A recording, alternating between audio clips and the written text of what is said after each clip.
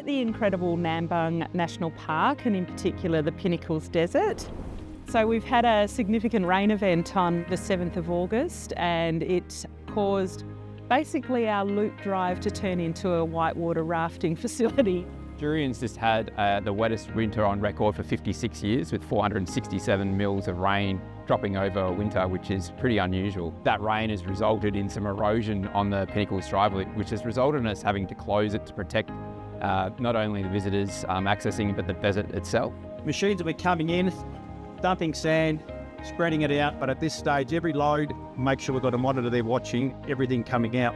It's the first major project where we've worked with the Yued Aboriginal Corporation to get monitors out on site, and we have an Aboriginal liaison heritage officer out here as well. The Pinnacles 𝗃𝗏𝗂 National Park is a registered heritage site, and it holds a lot of values and significance, and educating people that where they are is a big part of my job. Hi, how you going?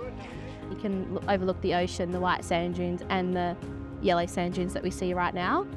This place is special to me. Being a Yued traditional owner is feeling connected to the country. It's a scatter site for artefacts, so we have the monitors on site to make sure that they're picking up on anything of significance culturally to them.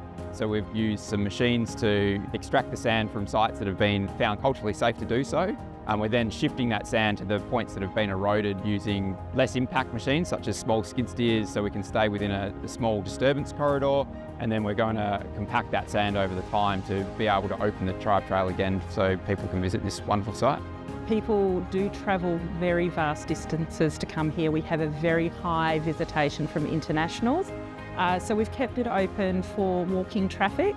Has been quite devastating that we can't bring them right into the middle of the desert, but once the track opens up, people can actually come back in and enjoy it from its start to end, from experiencing the night sky, the wonders of the southern hemisphere down here on the ground amongst the moonscape desert. The Pinnacles, the rocks, like I haven't seen anything like this anywhere in Australia, and I've travelled a fair bit with my wife, and this place is unique to anything I've seen. There's areas you can sit and have a bit of a break, and they're here today maintaining it, so the place is well looked after, so very much a good place to be.